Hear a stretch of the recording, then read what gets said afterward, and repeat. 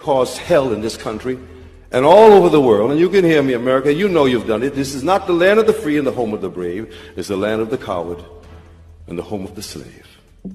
Islam is America's future, or without Islam, America will meet its demise. देखो 2013 में जब मैंने घर छोड़ करके पूरे भारतवर्ष में घूम घूम करके कंपैरेटिव स्टडी पर बात करनी शुरू की थी, उस समय पर तो लोग सीधे सीधे मुझे पागल कहा करते थे। लोग कहते थे कहीं तुझे कोई पकड़ करके जान से मार देगा।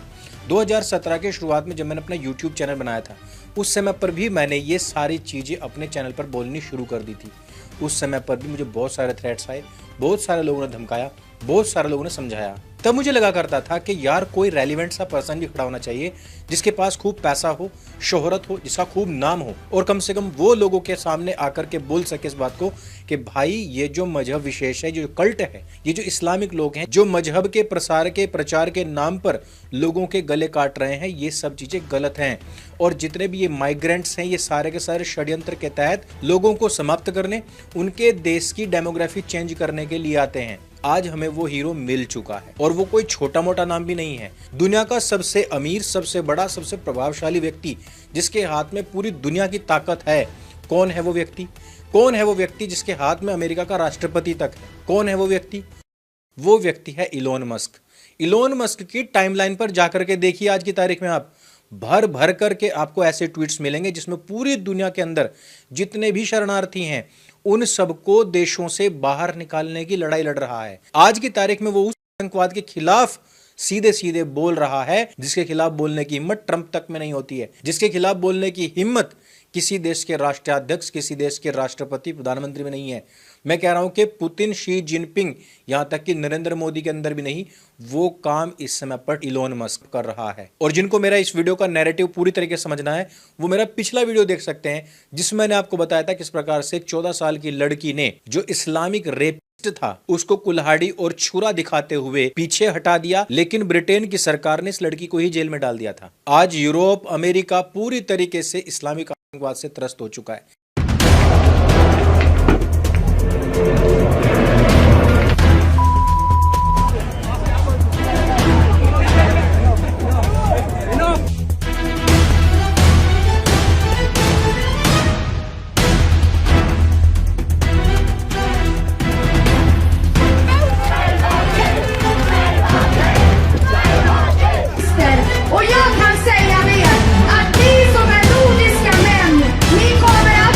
लेकिन ये वही पश्चिम है जो कभी के टाइम में भारत को इस्लामोफोबिक कहा करता था। Indian Prime Minister Narendra Modi has been accused of making Islamophobic comments during an election rally.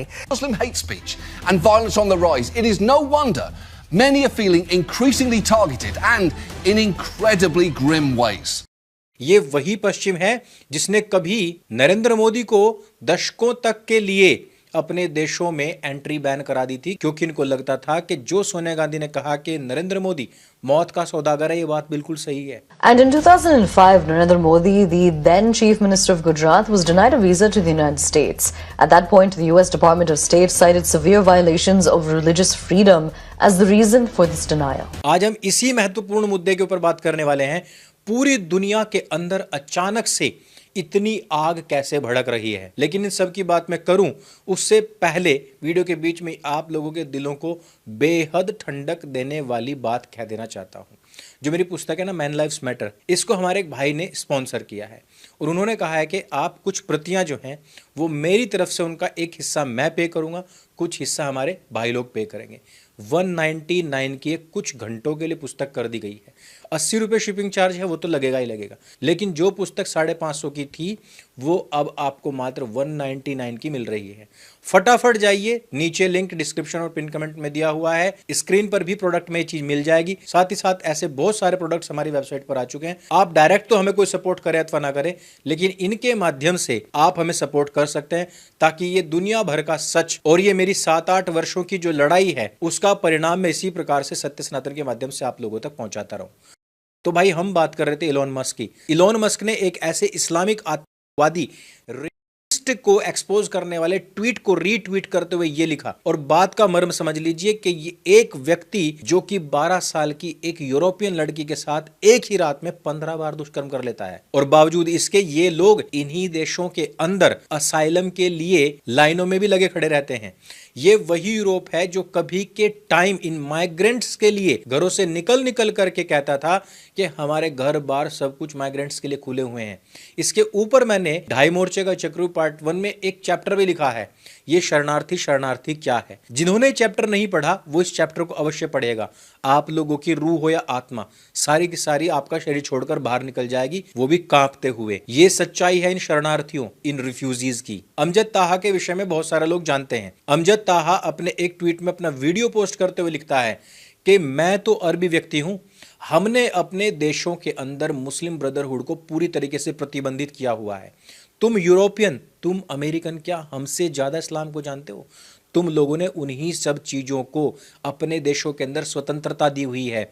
यही कारण है कि तुम लोगों के देशों के अंदर ये उत्पात मच रहा है। थोड़ा सा क्लिप अवश्य सुनिएगा। You're allowing it to happen. You can put rules on regulation. Deport those Islamists. Do not let them harm your children. Do not let them harm your society, your community. Elon Musk ने इस tweet को भी retweet करते हुए लिखा, vice words.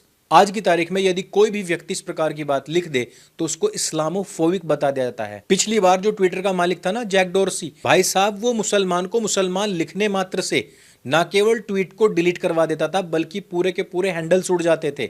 मेरा खुद का हैंडल 2 साल के लिए प्रतिबंधित रहा क्योंकि मैंने मुसलमान को मुसलमान लिख दिया था। आज की तारीख में उसका खुद का ऑनर अगर इनके आतंकवाद के खिलाफ स्टैंड लेके खड़ा हुआ है तो मुझे लगता है कि ये हमारे नैरेटिव की एक बहुत बड़ी विजय है। अगर आपने मेरा पिछला वीडियो देखा होगा तो आपको पता होगा कि पूरा ब्रिटेन, पूरा यूरोप इस समय पर सुलग रहा है इन सभी इस्लामिक माइग्रेंट्स के खिलाफ, और इनके स्लोगन्स आप सुन लीजिए।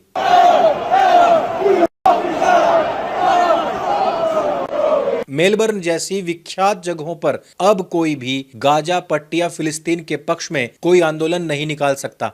पकड़ करके उनके झंडे जला दिए जा रहे हैं। ऑस्ट्रेलिया के बारे में तो हमने कभी ये सब चीजें नहीं सुनी थी। सिडनी से लेकर के मेलबर्न और पर्थ से लेकर के ब्रिस्बेन तक हर जगह पर आंदोलनकारी सड़कों पर निकले हुए हैं।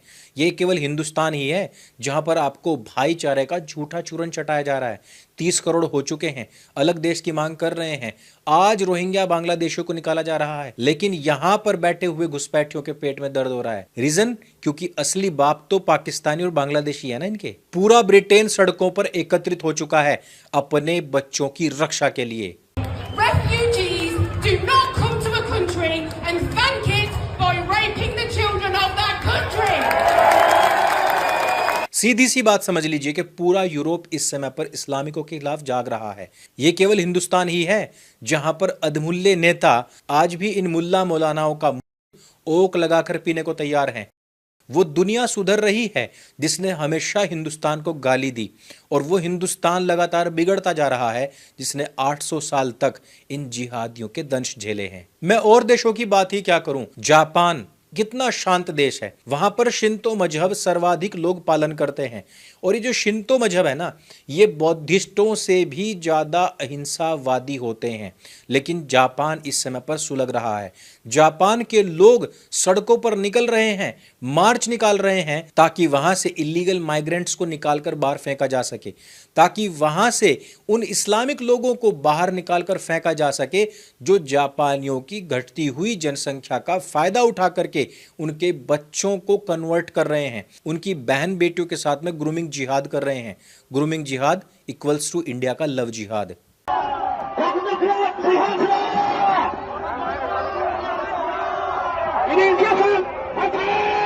यूरोप के मैक्सिमम देश, चाहे आप आयरलैंड को ले लीजिए, जर्मनी को ले लीजिए, फ्रांस को ले लीजिए, पोलैंड को ले लीजिए, ब्रिटेन को ले लीजिए, ऑस्ट्रेलिया को ले लीजिए, स्पेन को ले लीजिए, या फिर ऑस्ट्रिया को ले लीजिए, सारे के सारे वो देश हैं जो कभी के समय हिंदुस्तान को गाली दिया करते थे। इनको इस्लामोफोबिक बताया करते थे। अल्पसंख्यक हिंदुस्तान के अंदर सबसे ज्यादा असुरक्षित है। मुझे इन देशों के साथ में लेश मात्र भी भावनात्मक जुड़ाव या सिंपैथी नहीं है। ये वही लोग हैं जिन्होंने हिंदुस्तान को इस गर्त में पहुंचाया है, लेकिन आज जब अपनी कड़वी दवाई स्वयं इनको चखनी पड़ रही है, वो चखते हुए देख करके आनंद अवश्य ही आ रहा है। ऑस्ट्रेलिया के तो आप बात देख लीजिए, पूरी सड़कें, पूरे बाजार भरे पड़े हैं इनके राष्ट्रवादी लोगों के द्वारा।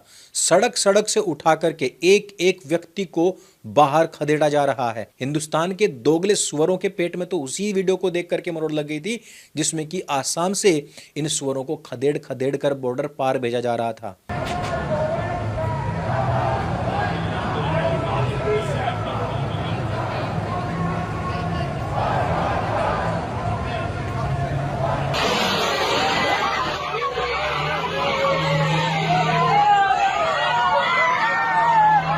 पोलैंड में 3.5 लाख लोग सड़कों पर उतर गए और इन लोगों ने कहा कि ये देश केवल और केवल क्रिश्चियंस का है, इसमें मुसलमानों की कोई संख्या नहीं होनी चाहिए, हम लोग इनको खदेड़ कर बाहर कर देंगे। 2024 का वो वीडियो याद कीजिए जब फ्रांस के अंदर चर्च को जला दिया गया था। एक से बढ़कर एक ऐसी घटनाएं आज भी आ रही हैं जिनमें कि European countries, Australia, Austria, America तक में, कनाडा तक में वहां के स्थानीय लोग सुरक्षित नहीं हैं। इटली का ये वीडियो देखिए, चर्च के अंदर घुस करके एक मुस्लिम युवक एक बुजुर्ग क्रिश्चियन महिला को गालियां दे रहा है अरबिक लैंग्वेज में। इन लोगों का इस प्रकार से हरासमेंट करते हैं वो लोग जिनको इन बेचारे क्रिश्चियंस ने अपने देशों में शरण दी थी।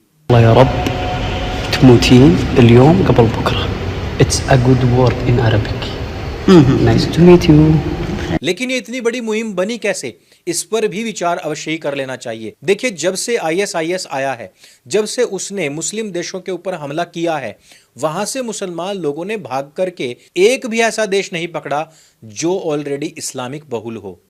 ये सभी लोग नावों के जरिए उन देशों के अंदर घुसे जहां पर क्रिश्चियन बहुल थे या फिर जो देश गैर मुसलमानों के देश थे, यानी कि जहां पर मुसलमानों की आबादी ना के बराबर हो।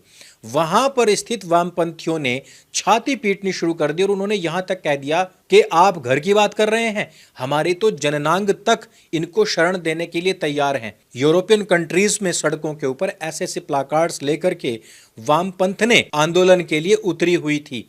इन लोगों को वहां पर शरण दी गई, वहां रहने के लिए, खाने के लिए, पीने के लिए, सर ढकने के लिए, पढ़ने के लिए सारी सुविधाएं उन देशों ने उपलब्ध करवाई।